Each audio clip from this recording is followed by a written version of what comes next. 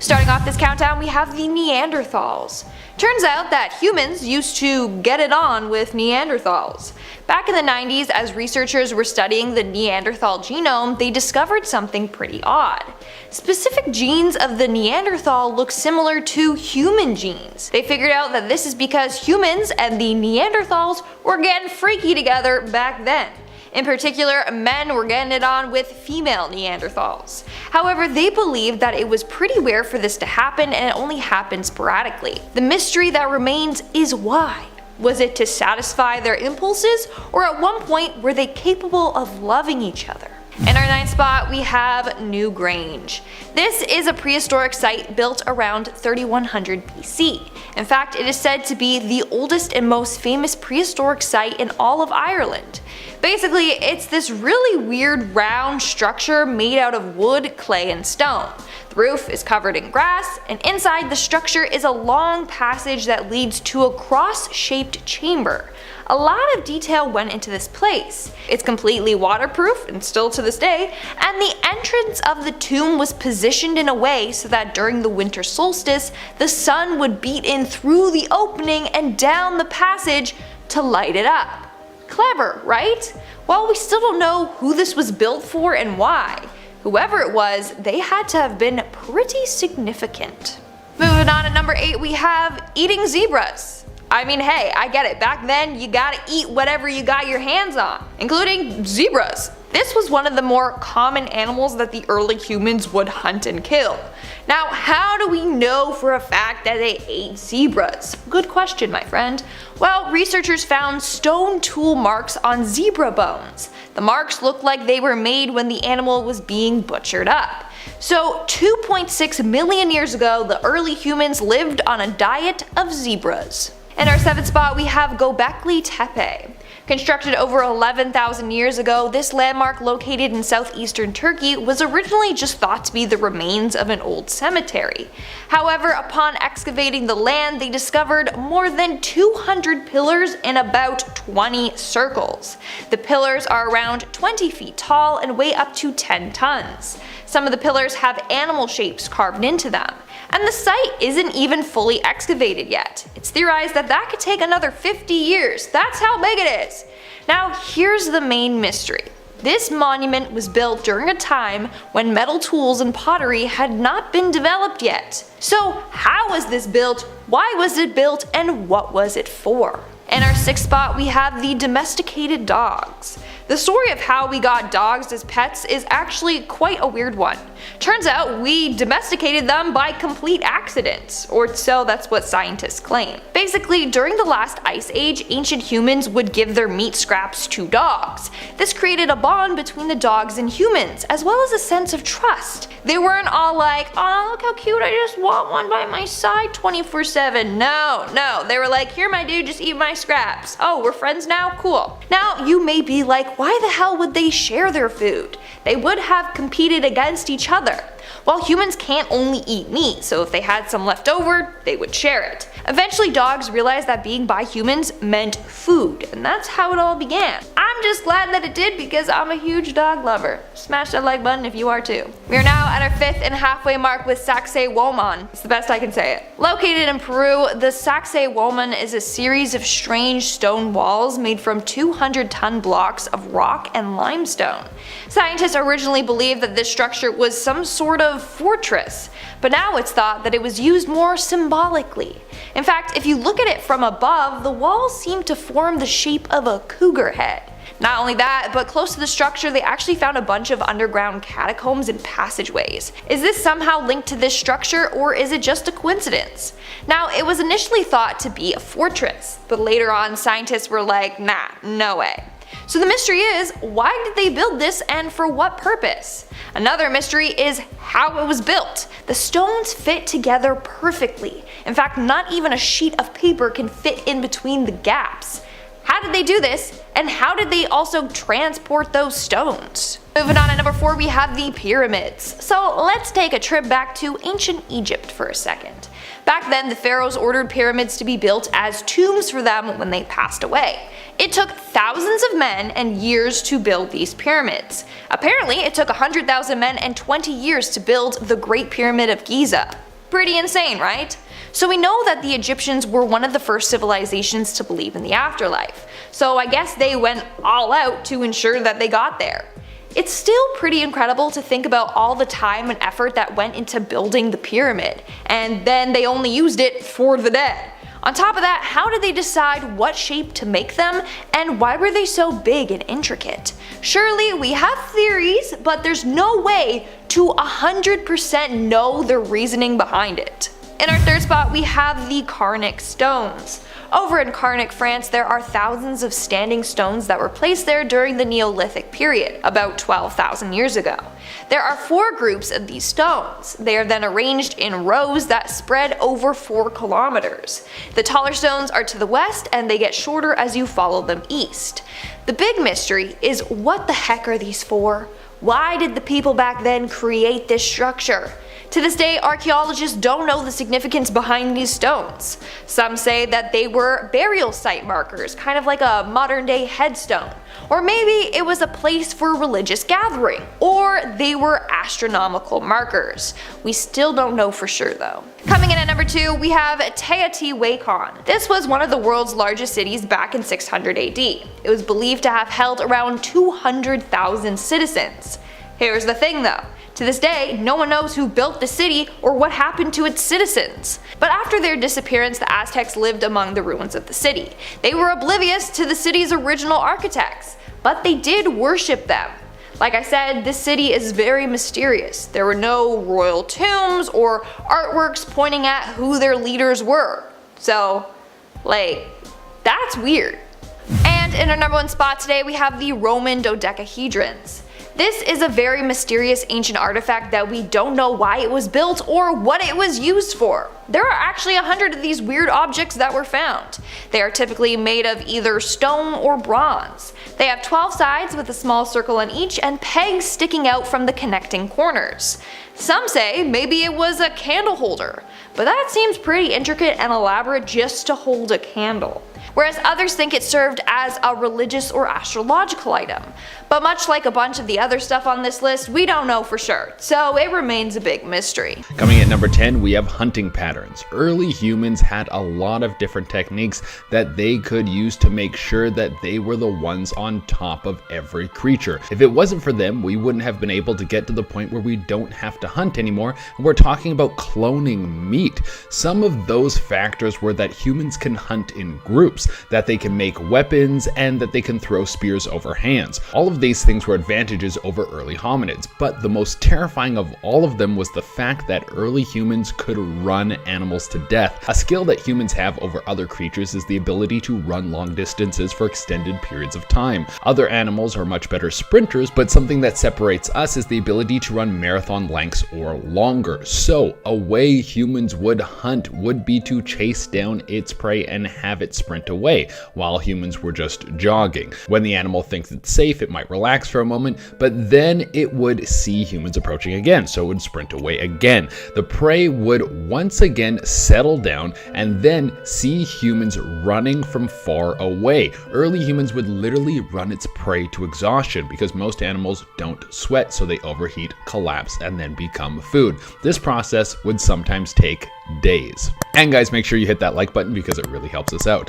Coming in at number 9, we have eradicated all the competition. There used to be a bunch of other species of human-like animals. Like, I'm sure that many of you have heard of Neanderthals. There's some people who have Neanderthal DNA. So if there was a bunch of human-like beings that were walking around the same time as us, how were we able to become the ones who came out on top? Well, one of the theories is that we were the best at warfare. All of the early Homo sapiens would go to war with the other species that were around them, and they took everyone out. I mean, they had some advantages that the others didn't. For instance, there was suspicion that they had the ability to throw spears overhead, which used to be the deadliest form of attack. Other species didn't have the dexterity for this, and that meant that they were easily wiped out, and back then we took no prisoners. Coming in at number 8, we have they were fueled by meat. There's a lot of evidence that meat combined with fire was the deciding factor in seeing humans evolve to stronger beings. See, humans were eating meat before we were able to use fire in a controlled sense to cook it, but we were eating raw meat, and when you're eating tons of raw meat, there's a higher chance that you're going to consume bacteria and parasites. So eating meat wasn't the safest, and our bodies needed longer digestive systems to digest this meat safely. This costs more calories, which is a precious resource for early humans. Now, when we started cooking meat, it meant that we could eat more of it and evolved to have smaller digestive tracts and bigger brains. So early humans were meat machines that were hungry to cook and burn all of the breathing creatures around them. Coming at number 7, we have sucking it dry. Now, as much as meat was a valuable source, it was still hard to get at times, and hunting was never easy. Hunter-gatherers are thought to have gotten 80% of their calories from gathering, but the early humans that were in charge of scavenging the land to find food did find a way to get some protein into the diet, and that was through bones. Scavengers would often bring back bones of dead animals, and humans found out that cracking the bones open and sucking the marrow out of them was a great source of protein. Actually, it's believed that for a long time, bone marrow was the main source of protein for early man. That is kind of a gruesome image to think of. A human cracking open the skull of another animal and sucking the marrow out of it like a gothic Capri Sun. But back then, you didn't have the fine skills of a barbecue pitmaster. Sucking on some bones must have been delicious and a delicacy of its time. You would have to fight off other creatures just so you could taste that good marrow. Coming in at number 6, we have rub some dirt on it. You know that old saying, rub some dirt on it. That's supposed to be a sign of grit, something that sounds ridiculous, something that won't actually do anything for you and will probably make you feel even worse than when you first got hurt. Well, it turns out it might actually help. It's thought that early humans would actually take clay and rub it on their open wounds to try and heal them. Now, this sounds crazy. Why on earth would they do something like that? Well, they didn't do it just because they didn't know that much about medicine. It turns out that rubbing clay on a wound actually has some pretty strong healing properties. It would not only help the wound heal, but it would keep out parasites and bugs and stop the smell from attracting predators. That's crazy when you think about it. Not the fact that it actually works, but the fact that the saying rub some dirt on it actually has some medical backing. What about our other sayings like easy come, easy go? What does that even mean? Well, I know what it means, but does it mean something more? Coming in at number 5, we have they had no homes. Early humans would travel around constantly. They were what's called a nomad. They had no home and nowhere to come back to every day. Could you imagine that life now? Every day you gotta find a new landlord, and the next day you spend finding another landlord. In between that, you would stop at Burger King to eat and then move on because someone took your favorite spot. The reason for this was food. As we've already covered, the main source of food for early man was gathering and hunting. Both these things involve moving great distances to collect as much food as possible and chase down animals. Now, it wouldn't make sense to travel hundreds of miles away from your home to get food and then burn all those calories to get back. So you would just set up shop in a new place and keep going. But once we figured out agriculture, then we would grow food in one place and start breeding livestock. Then we started sitting down a lot more and hanging out for most of the day. Coming in at number 4, we are evolving faster. Early humans were too slow. It took them 5 million years just to go from rocks to iPhone 12. If I were in charge of all of this, we would already have robots that we can go on dates with and junk food that is way healthier than salad. But for real, there are some scientists that not only believe we are still evolving, but we are evolving faster. We could in fact be evolving 100 times faster than when we first discovered agriculture. This seems strange to me because it would seem that we don't need to evolve anymore because science is evolving for us, but that could be exactly why we're evolving at such a high pace. We are now exposing our body and ourselves to so many new things, new foods, new information, new chemicals, new climates. Some of us are even going into space. The body is now in hyperdrive just to try and keep up with everything we're putting it through. Coming in at number 3, we have Homo sapiens were creatures of love. I don't mean that in the sense that they were all about peace. No, not at all. We already covered how early humans might have gone out of their way to take out every other human-like thing on the planet. But they also went out of their way to mate with all the other human-like species. Many people today have traces of other species in their body, like Neanderthals or Homo erectus and many others. So it would seem that some of us would want war and the others just wanted love, man. Now, why did humans have such an open door policy when it came to procreation? Well, we still don't know that. And it might give another answer as to what happened to all these other species. They might have just been bred out of existence. There's a chance that Homo sapien DNA was just that strong. And these other dudes got pushed out, just like how today blue eyes and red hair are starting to disappear. Coming in at number 2, we have they would banish you.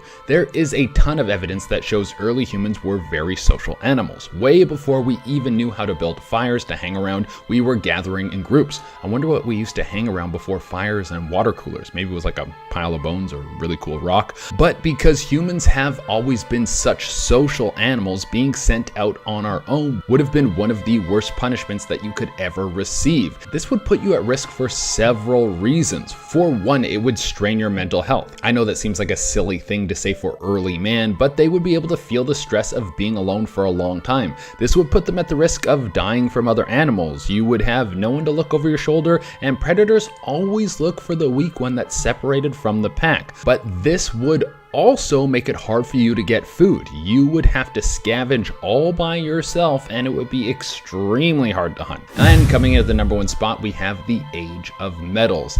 There is a time in prehistory when early man discovered metal. This was pretty simple metal, but as you can imagine, back then this would have been like discovering the nuclear bomb. So there was a short period of time where there were certain tribes that had access to metal, and other tribes were literally still using stones and sticks. Now, what do you think happened in that time? Do you think that they were nice and they went around showing everyone how to use these new metals so they could make the whole world a better place and we would one day all surf the internet? No way, Jose. During that time, there was massive bloodshed as tribes who had the edge knew what metal was and how to use it, and they would use it to attack the more primitive tribes. I mean, every time there's a technological advancement today, the same thing happens. We live in a time now where if you get hurt or sick, you can walk down to the doctor and then they'll patch you up as good as new. Well, it depends on how much you take care of your body. If you get a stomach ache and then the doctor gives you something to feel better, but then you go home and keep eating Doritos,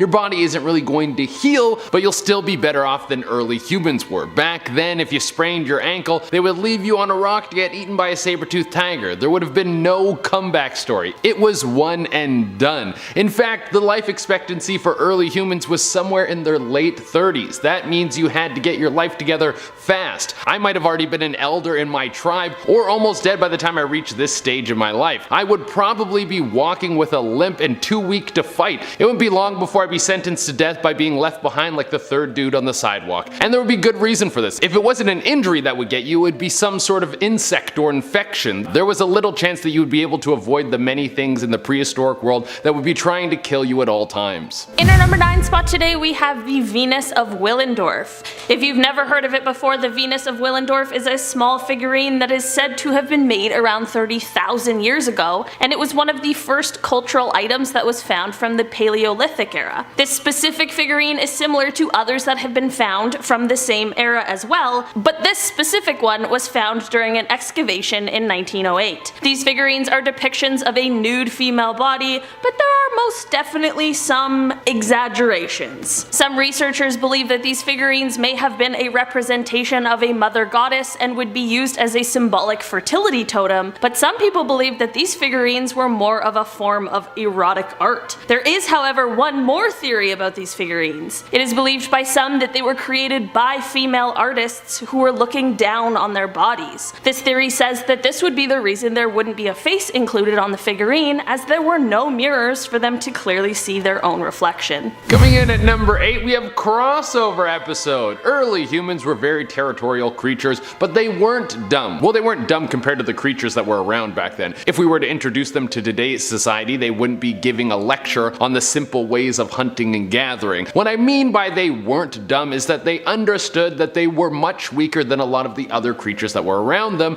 and they would need to work together if they wanted to take them down for food. This meant that they would often encounter other humans while they would be walking around and hunting, and instead of instantly getting into a fight over the hunting territory, they would join forces to wage war on larger edible mammals. Their communications would have been very basic. They probably were mainly using body language and a very simple system of grunts to get their point across, which isn't hard to believe. If you've ever been traveling, then you know you can find a way to talk to people without any sort of common tongue. Now this would be terrible for all the animals in the area. You would now have a team up of prehistoric Avengers. In our number 7 spot today we have extracurriculars. There are illicit substances that have been made by humans, but there are also some that are naturally occurring from nature and our earth. In today's world, drugs are a pretty controversial topic, regardless of the source that they come from, but looking back at our early human ancestors, these things were certainly not as complicated as they are now. There's evidence that has shown researchers that early humans were inhaling drugs before drugs was even a word. There's evidence that they would inhale hallucinogenic smoke through bowls and tubes that they created themselves, which would be used to send them into spiritual trances. Of course, this practice has become more taboo in our modern society, but there certainly is something to be said for how far back these practices date. I have a lot of questions as to how the early humans discovered these things in the first place, but I guess most of their time was spent discovering new things, which is honestly pretty cool. I also want to know how the first human who ever tripped out reacted. There is also apparently evidence that shows that the early humans also created their own alcohol. There's a site in Cyprus that dates back 11,000 years ago that researchers believe was used as a ceremonial site and also as a kind of prehistoric brewery.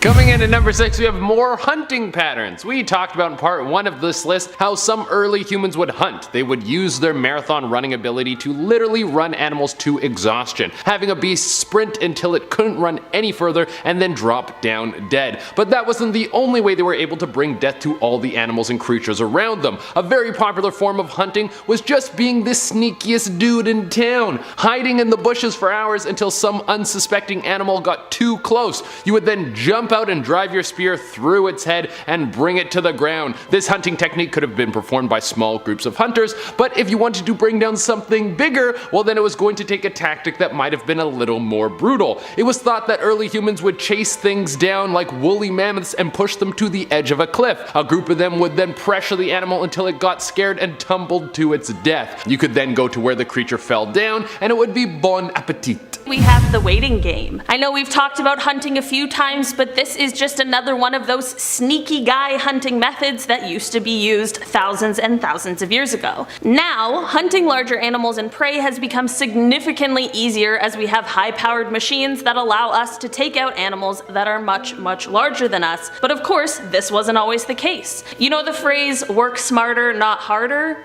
Well, early humans had that down as they would hide away, waiting for some form of a large predator to come and take down a prey that would be too big for humans to conquer. After this, they would wait for the large predator to leave, which is when they would go and scavenge the remains of the animal for food. This certainly wasn't the most common hunting tactic, as humans had different taste preferences than, let's say, a lion. Like, a lion doesn't really care what age their prey is, but it has apparently been shown that early humans preferred their meat to have been in their prime of adulthood before becoming their meal. But hey, beggars can't be choosers. Coming in at number 4, we have cancer was still a problem. We like to think that one of the biggest killers of modern man is something that is new, and it's been brought on by our overindulgence in chemicals and from having extremely poor diets. Did you know that eating fried food leaves your body more inflamed than smoking a cigarette? That's pretty wild. But back to my point. Even though some of our modern tendencies have exacerbated how much cancer we are seeing develop in people, that doesn't mean that the disease is brand new. An archaeological dig in Kenya showed that early humans had lumps in their bodies that were most likely cancer tumors. There would have been no way to fight this back then, and it would have probably led to death in every case. In our number 3 spot today, we have the tattooed mummy. If mummies are something you're into, that's a little weird, but you may have also heard of Otzi the Iceman. Otzi was found in the Alps and is the earliest natural human mummy ever found in Europe, which is actually kind of cool. I mean, maybe not for Otzi, but it's an interesting fact for sure. Anyways, there was of course a lot of research done on him after his discovery, and one thing that was very notable was the fact that he had a total of 61 tattoos on his body. That is probably not anything crazy for us today, but all things considered, this was a lot of tattoos for someone during the time that he lived in. Most of the tattoos were difficult to see at first, which seems pretty fair considering the fact that he lived thousands and thousands of years ago and the fact that his body is now mummified. While the idea of him having tattoos is certainly very interesting, researchers believe that the tattoos were actually done as an attempt at pain relief, sort of like a prehistoric version of acupuncture that used fireplace ash. It's honestly kind of sad to think of him as being in pain so often that he needed 61 different tattoos, all of which were gone over multiple times on different occasions. Coming in at number 2, we have climate change forced innovation. Seeing the beast of climate change that is coming over the horizon makes you wonder if we're going to be able to beat it and strive to be alive another day. Are we going to be able to come up with a way to best the biggest threat that we have seen in recent years? I think we will. Honestly, I think I'm going to change so little about my lifestyle that I won't even notice that there was a change when the world is just fixed. That's what happens with most of my problems. And if history is right, then that's exactly how things should play out. It would seem that climate change has been something that our ancestors have faced before, and every time they've come up with a new and innovative way to combat these changes and survive. So we just gotta pull it off one more time and we're good, baby. And in our number 1 spot today, we have these prehistoric medical practices. There's never been a great time in history to be in need of medical attention, but from my limited medical knowledge and all the medical advancements we have made, I feel like now is probably a better time than the rest of history. This, however, has of course not stopped people from seeking out medical attention because of course, you have to at least try. Well, as it turns out, there's actually some pretty interesting evidence suggesting the ways that some early humans gave themselves stitches, as well as some evidence on some form of prehistoric brain surgery, if you can believe that. Trepanation is a procedure that involves forming holes in the human skull. This is definitely a thing that was quite common among early humans, but it is highly debated why. Some researchers believe that it was a spiritual practice, but some swear that it was a form of brain surgery. In terms of stitches that were used by early humans, this is a fact that really grosses me out, and it unfortunately involves ants. People would hold an ant above their open wound and wait for the ant to bite the wound with its pincers. After the ant grabbed on, they would then remove the head of the ant so that the pincers would stay in place like a stitch. Honestly, after reading this, I really hope that this was one of the times that the internet was lying to me, and if it's not, I feel incredibly grateful that today's version of stitches doesn't involve bugs.